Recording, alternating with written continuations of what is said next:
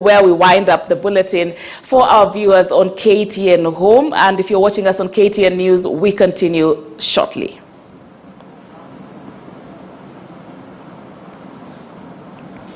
Now, studies by the World Health Organization indicate that there has been a significant increase in the elderly population across the world.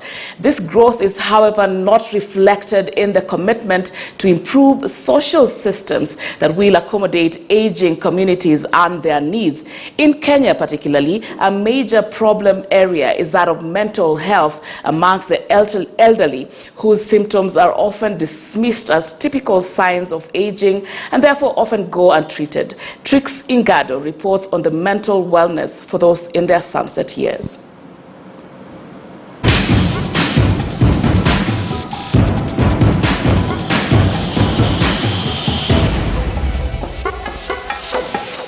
The world is getting older. Quite literally. In countries in Africa, the quality of life has improved by leaps and bounds. Consequently, populations are living healthier and for longer. The question is Kenya ready to take care of its older population, or is growing older turning into a daunting prospect? Older members of society are known to need specialized geriatric care to address the physical challenges brought on by age. While the country struggles to make this available for all, underneath the surface is a need that often goes unaddressed, that of mental health care for the elderly. Stats from the World Health Organization indicate a growing elderly population worldwide. It's predicted between 2015 and 2050, the world's population over 60 will have risen by 12%. And by 2050, 80% of the older people will be living in low and middle income countries. Life expectancy in 1999 was 52.4 years. In 2019, it had gone up to 65.4 years. The 2019 census put the population of senior citizens over 90 in urban areas a little over 10,000. The number was 86,722 in rural Kenya. With many grappling with poverty, the need for mental health care is often swept under the rug or dismissed as one just being old. This could not be further from the truth.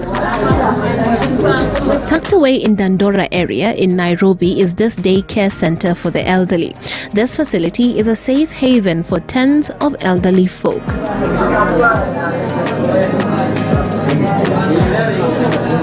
The community is called Karaki, a telling acronym for Kenya Aged People Require Information, Knowledge and Advancement.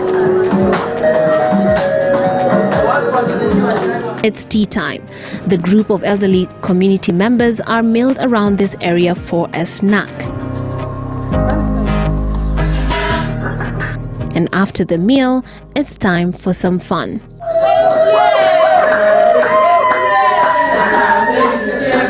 Groups such as these offer much reprieve. Officials here tell us that many arrive here pale shadows of themselves, exhibiting confusion, memory loss, high levels of anxiety, paranoia, and listlessness. Lost and confused, some are brought here by local administration, unable to even remember their way home. Hata kuna wengine walikuja wakiwa na walking sticks. Lakini vile tumekuwa tukicheza hapa na mumeona vile tumecheza hapa, wengi wamecheza mpaka miili ikakuwa haitaki kuongezewa walking stick, wanatembea peke yao. Kuna wengine hata walikuwa hawezi tembea, miguu imevimba, lakini juu ya kucheza huku kuna fanya mtu ajisikie nimepona. Kama ushuhuda umetolewa hapa na Karanja. Alikuja hapa akiwa mgonjwa sana, hawezi tembea, alikuwa anakaa kwa kiti throughout. Aliletwa akiwa ni mgonjwa, lakini sisi hatuna madawa, but psychologically tulimutengeneza kiasi ya kwamba hata yeye mwenyewe ameamini amepona na siku hizi anajiita kijana. says for some, the traumatic experiences at home, loneliness, stress and fear are common denominators in this situation. Homes which are headed by the elderly are stricken by poverty. We have seen them lacking food, especially during the COVID times. They lack something to eat. The government is not cautioning them. Even the communities themselves are not cautioning them. So for them to lack food, they come here with a lot of stress.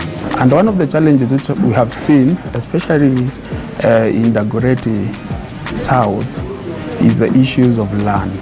The issues of land has been very, very, very, very dominant in Dagoretti South, where you find that the elderly, their land has been taken away, probably by their sons and even by their neighbors. Unakuta hospitali zetu ziko na general ward yenye inawekwa watu wa miaka yote sawa, na kumbe dignity inakosa, ama ule utu, heshima ya utu na miaka yangu inakosekana hapo.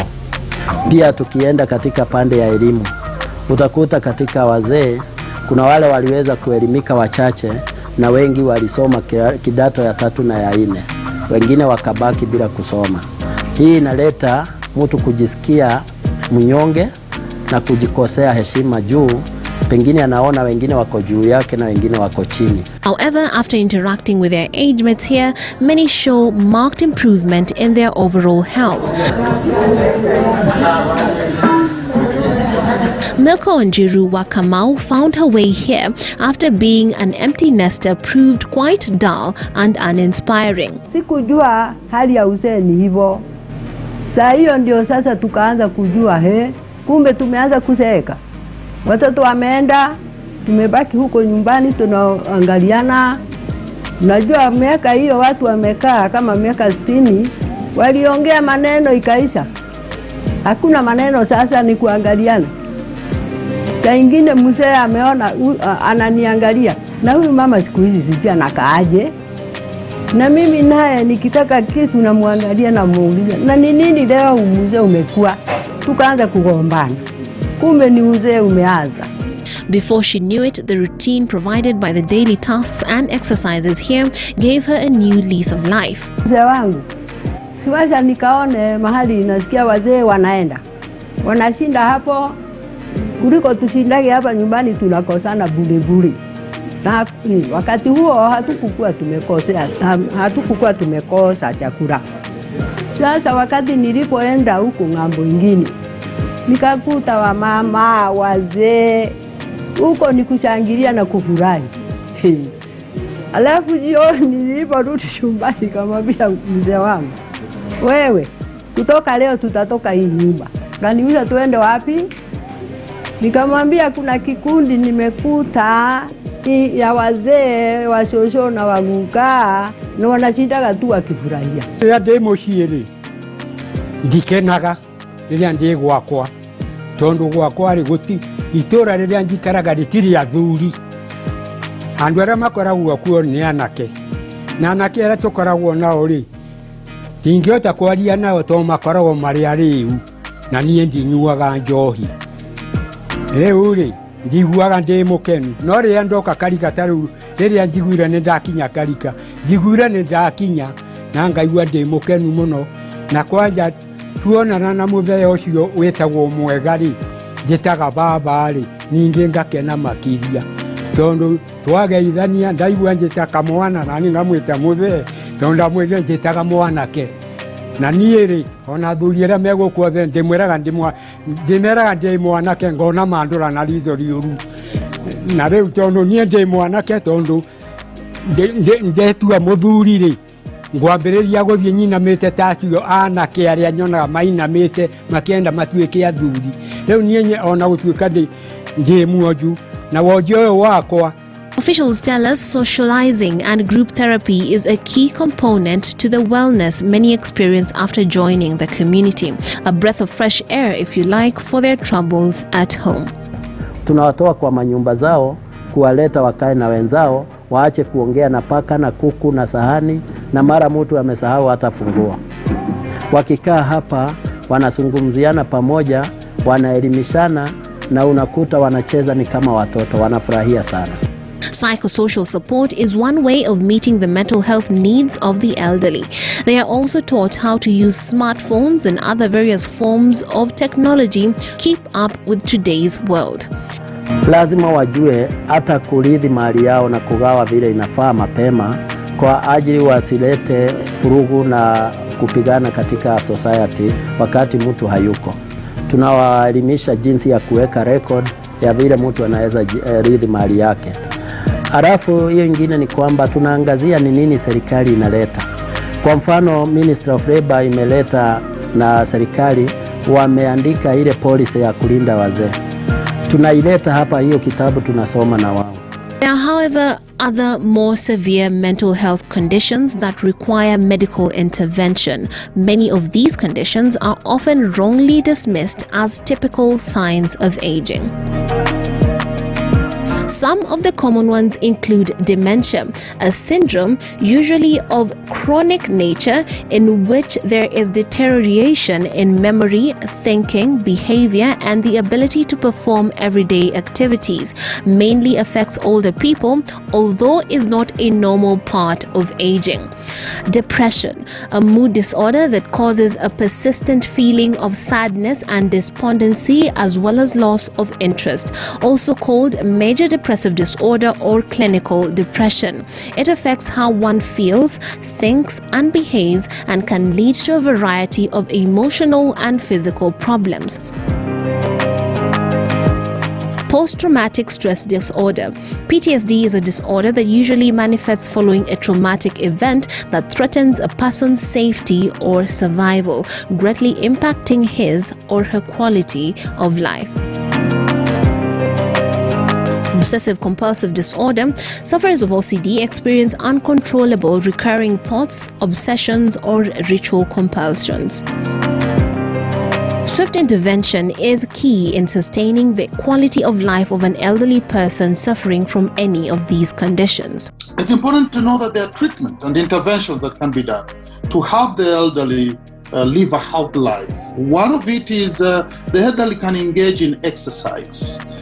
So exercise really enables them to be fit and to detoxify their system from some of the baggage of old age. Also good nutrition. Actually, one of the recommended intervention as far as mental illnesses are concerned is integrative psychiatry, which is not just depending on the medicine alone, but also allowing the elderly or advising the elderly to engage in physical exercises, good nutrition, sleep more, so that at the end of the day they can be fit and also connect with their loved ones even more. Do not get the care that they need, they become neglected. Even when they go to hospital, you're told, oh, news 8, you know, even if you go, you present with symptoms that show that this should be taken more seriously. And we've had stories of people, older people who go to hospital and they're dismissed, and senility is then given, the tag given to them, which is an ageist way of looking at a condition that could be treated if care was given to those who are suffering from the different forms of mental illness. Then I think we may have a different result.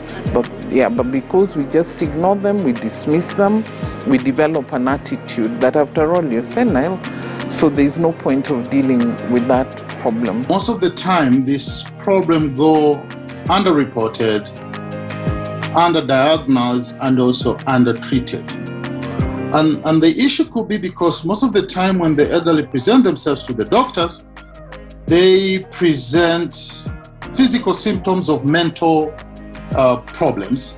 And so the physical symptoms are the ones that get treated, but not really the underlying issues that are causing the mental problems. When they feel they get irritable, easily irritable because of just small issues. Another thing that we might want to check are when the elderly feel overwhelmingly guilty for no good reason. So you find an elderly person always apologizing, even when they haven't really done anything wrong. And you wonder actually, why are they apologizing every now and then for even flimsy thing? That could be a sign that they are facing a particular mental problem. To ensure the elderly get appropriate mental health care needed, the World Health Organization recommends strengthening effective leadership and governance for mental health, providing comprehensive, integrated and responsive mental health and social care services in community-based settings, implementation of strategies for promotion and prevention of mental health, strengthening information systems, evidence and research for mental health. We have some way to go in ensuring that the right policy is implemented to secure mental wellness for the elderly in rural and urban setups across Kenya. When you go to the policy, you find that some of its aspirations, the objective is to also get us to get the highest standard of attainable health. And then it talks about equity in distribution of health services. It talks about the multi-sectoral engagement, participation of everybody, social accountability, efficiency in the systems. Now, the challenge comes in the application of these standards, because we've seen it in our hospitals. Our public hospitals are wanting in many ways in terms of the facilities, the efficiency, even the levels of accountability. If you look at the Mental Health Act, which is Chapter 248, the definition of mental health is such that it excludes a lot of the manifestations of mental health, especially in older people. The definition of mental health in that policy, in that law, is one where you have a mental disorder, you are being confined in a mental hospital. And it's a very open and shut case if you look at that act. If you look at the framing of the Board on Mental Health, it's a good framing in the number of people, the profiles of the people who sit on that board. But when it comes to the district mental health councils, then there's a gap, because the professionals who are listed in the board for mental health do not reflect at the district level. If we allow mental illness to be the excuse for neglecting and not engaging with older people, I think that's very unfortunate. But looking at it also from the other side, the issue of depression has become very common. Right now, it's a big issue in our society. I don't think we're taking as much care around depression. The same way we're treating older people and saying, oh, they're senile, we're treating younger people. When a young person presents with depression or mental illness, we dismiss it. We're like, oh, it's challenges of the youth, get over it. It's the same attitude. And I think it's wrong, because this group of young people are going to become old. If their mental health issues are not addressed, or if the society does not adopt an attitude of addressing mental health issues now, in the future they will continue with that attitude. And we're not helping society in any way. The writing is on the wall. The aging mind is an asset that needs to be taken care of to ensure we have a better tomorrow for all generations.